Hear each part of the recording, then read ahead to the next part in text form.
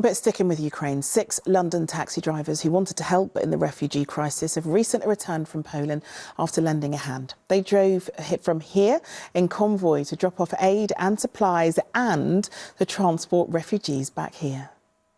Here we are, on our way. In a back there full of gear there. Here we go, good. Good, good. Right people, we've made it all the way over from London. We're unloading. The boys are unloading now. This is the warehouse. This is the aid centre. So people, we made it. It's just incredible. Most of the group got back yesterday after 10 days and after helping 28 refugees leave Poland. Well, 2 of the drivers join us now. Matt Westfall is in the studio with me and Richard Goff is in Dunkirk in northern France, and you're there with a family that you helped. How are they doing? They're doing well. We've had a lovely day today. We've been out in the sun. They're happy. And they just can't wait to get their visa. Yeah, because that's why you're there, isn't it? You're waiting there until they can get a visa to travel over here with a sponsor. Is that correct? That's correct, yeah. They have a sponsor in West London. And we're just waiting now for the government to email us, tell them they've got a visa. And then we'll be jumping on the Channel Tunnel and straight across to London. Now, I'm going to ask, because I don't know quite yet, but the mother and child that you're with at the moment, do either of them speak English?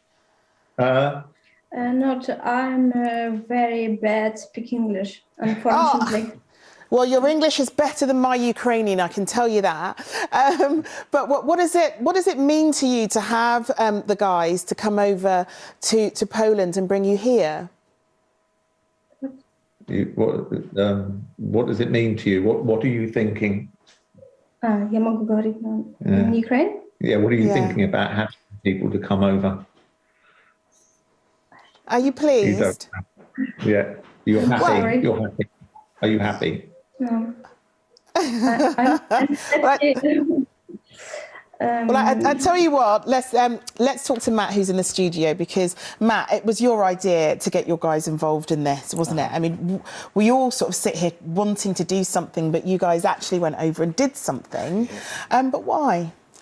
I think that I was sitting there watching the TV, and a young family, a guy could have been no older than 35, same as his wife, and a young child, and they were all sobbing. And I thought, how can that be in the 21st century? The guy's going off to defend his country, the mother and the child are going on somewhere. And I thought, I can't do nothing to help that guy, except for see if I can do what London taxi drivers do best, taking someone from A to B. So I just got up and running. I put a message out to people who fancies it. I got replies back, and away we went. I got in touch with the LTDA, who were fantastic. Yeah. They sponsored us straight away for our fuel and our crossings. Yeah. It was fantastic, and then just the way we went. Well, we can see in the pictures here all of your taxis just jam-packed full of aid and supplies. But what was that journey like for you? What was it like for you when you reached Poland? Because I'm guessing that nothing can quite prepare you for what you saw. No, I think that it was emotional. It's very emotional. You think you're never going to see scenes like that, people getting off coaches, queuing up to get into centres, just people like me and you. And all they've got to their name is a case. In one case, in one place, it was just a carrier bag tied up with sellotape, holding it up with 3 little children. And you had to keep it together because they was looking for you for support. There's no way you could break down and cry because you just couldn't. You want to, you want to just sob because you're not used to seeing stuff like this. Yeah. But you just had to say, well, you know what, that's what it is. You can't. You've just got to smile. And there was a little girl. She hadn't eaten because she'd been travelling all the way from Kyiv with her mum. She's come off the coach for 15 hours, going through the bombs and everything, into the centre. Where do you want to go? Berlin. Do you want to go to Berlin? We'll take them anywhere. Oh. So she's come out, she's not talking, she's very, very, very, very forlorn. She's grey, she's not eating properly. My big pal Lee was with me, 6'4", he is ex-rugby player. He says, I know. He's got down on one knee, looked at her, he said, I know what all children like. And she's looked, McDonald's.